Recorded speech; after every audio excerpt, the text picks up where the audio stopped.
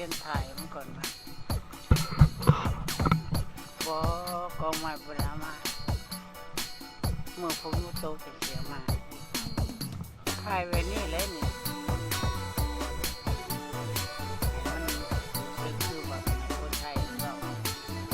จะสังขารจะต้องบนว่าจะถ่ายไปได้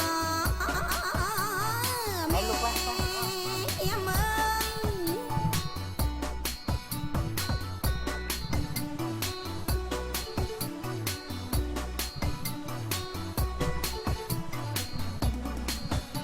เดี๋ยวนี้ลูกที่เนาอยู่พี่ใจดีทะนิ่งหา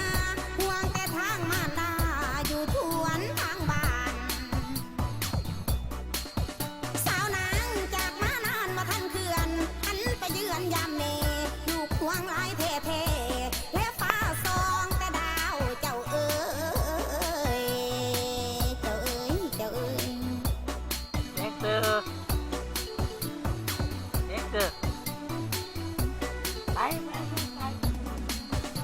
หลายปีที่ลูกใกล้จากเจ้าบ่ทันตาวคืนหาเส้นทางไปทางมาก็ว่าไปกันเยิน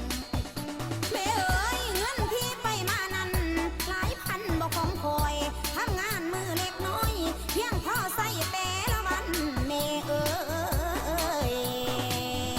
เจ้าเอ๋ยเจ้าเอ๋ยเด็กเตอ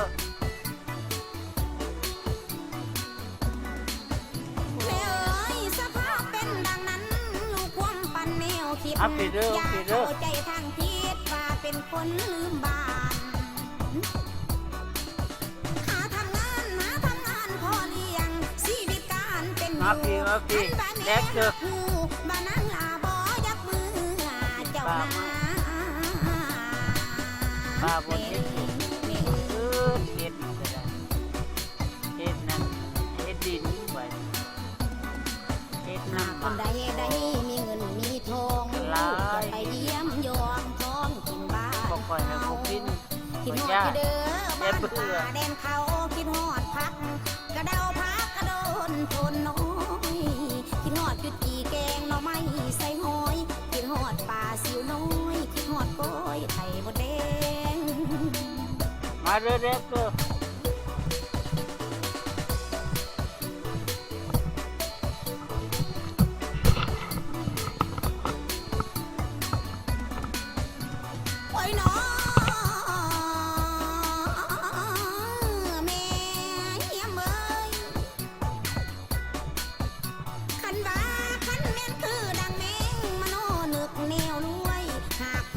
คือเขาเมนสิไป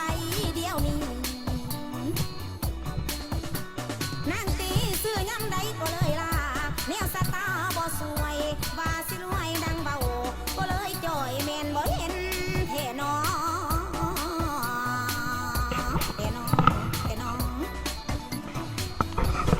ฝนตกโนลูกไป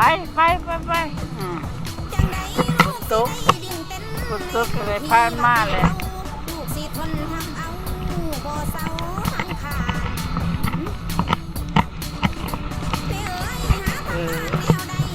ฝนตกก็ได้พาเพิ่นมาแหละ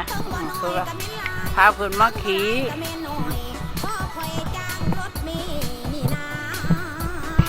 โอ้พวกนี้เขามามีแต่มาผีเนาะ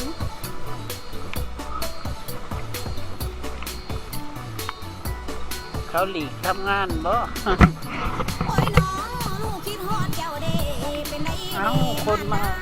เจ้าเบิ่งบ่โลกขมาน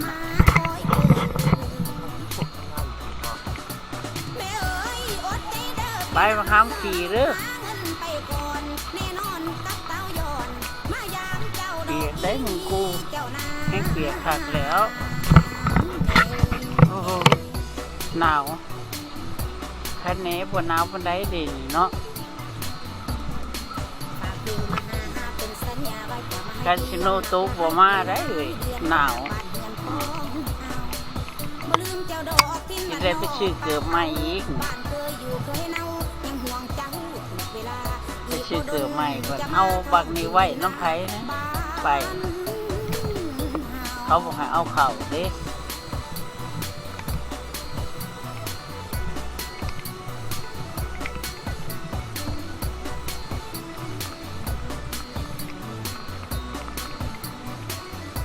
ขี่ซะลูกขี่ซะฟุบฟุบฟุบปีฟุบปี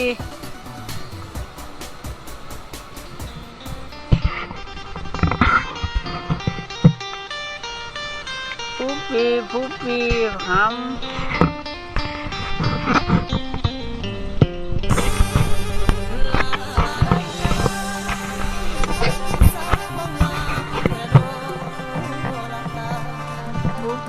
ฟุบปี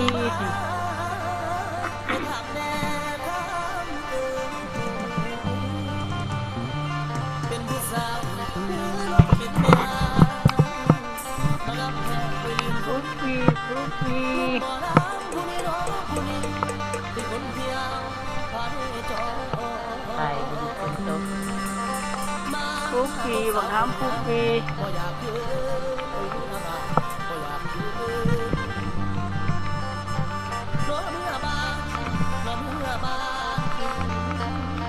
อย่าให้ไปกินดินแม่มันติดตีนมันเบิดนะ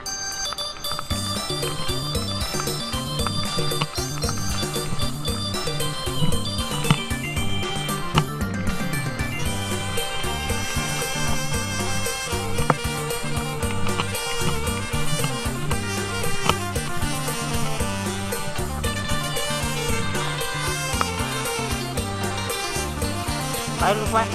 เดี๋ยวผมยังกับเด็กสีกลางกับไข่ขึ้นเรื่อยลง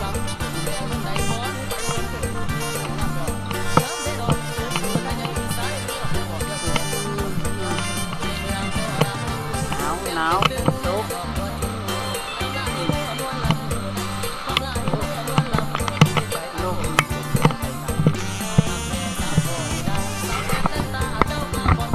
ไอ้ขี้หามเว้ยเด็กเลยไปพี่ไปพี่มาไว้ไว้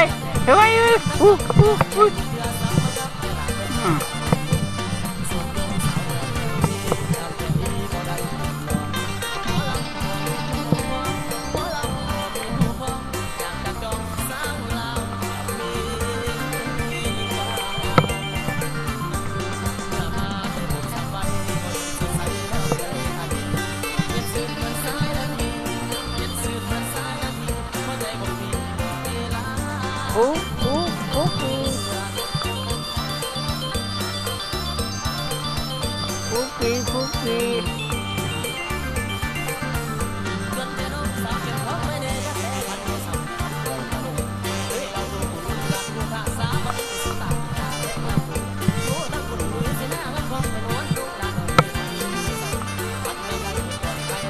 มันมีกินไข่ดอกมัน